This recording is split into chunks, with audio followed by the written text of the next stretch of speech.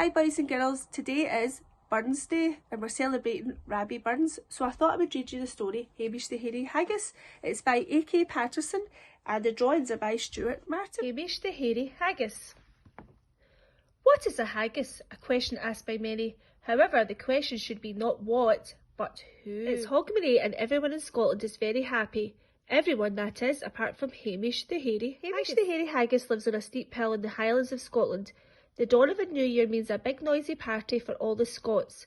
For Hamish, Hogmanay is the start of many days of keeping his head down and hiding in a deep dark hole. Hogmanay marks the start of haggis bashing season. Hamish has been in his hole for ages. He has long finished eating all his thistle sandwiches. Hamish is on the last page of his one and only book. He's very bored and very hungry and wants to go out to play. The hairy haggis bashers are usually very noisy, so Hamish listens hard to the opening of the hole. It seems to be quiet outside. Maybe the haggis bashers have gone home for the day, thinks Hamish. He decides to leave the hole in search of more thistles to make sandwiches. Big mistake. As Hamish sticks his head through the hole, a great hammer hits him very hard on the head. The hairy haggis basher had been hiding in the heather. Hamish is in big trouble now. The haggis basher carries Hamish down the hill, heading for his hometown of Inverhaggis. Hamish wakes up and finds himself inside a cage. Beside him in the cage are some very smelly turnips called neeps and some very dirty old potatoes called tatties. Hamish is a bit groggy, but he climbs over a neep to peep through the bars of the cage, and what he sees in the vast room beyond him makes him tremble with fear. This must be the ancient ceremony that his grandfather Harry, the even hairier haggis, once told him about, the Burns supper. In the big room, hairy haggis bashers and mashers are dancing together. The mashers wear long colourful skirts and the bashers wear short colourful skirts. To his horror, Hamish sees that one of the bashers is wearing his grandfather, Harry, tied right around his middle. Hamish's grandfather was the great chieftain of the pudding race. Rabbie Burns, it seemed, was the really big chief of all the hairy haggis bashers and mashers. He was the most feared enemy of haggis everywhere. Hamish knows he must escape from the cage. He tries to think of a plan. Then from the vast hall comes a cry, "Bring in the haggis! Bring in the haggis!" Hamish begins to shake even more when he hears these words.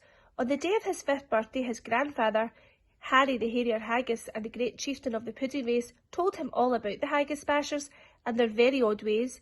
Harry told Hamish that if he ever heard the words Rabbie Burns, he should run for his life. The screeching music stops and the bashers and mashers sit down at long tables. The chief haggis basher stands up and starts to shout loudly in a language that Hamish does not understand. After a very long time, the big chief raises his glass and everyone begins chanting, "Rabbie Burns." The terrible noise makes Hamish and the tatties cover their ears. Hamish remembers something else his grandfather Harry told him. When you hear the horrible howling, leg it. Leg it, leg it, thinks Hamish as he kicks a neep with all his strength. The neep hurtles towards the bars and it smashes a hole in the side of the cage and Hamish jumps through. Hamish makes his escape. Hamish runs for his life through an open door. The bashers and mashers chase after him. Meanwhile, the smelly neeps and dirty old tatties also escape through the hole in the cage. The bashers and mashers trip up over the neeps and tatties and they end up in a tangled, colourful heap. Hamish is nearly caught by one of the bashers, but luckily Harry, Hamish's grandfather, springs to life, wraps his legs around the basher's ankles and trips him right up. Hamish heads towards the hills. The bashers are close behind and they nearly catch him.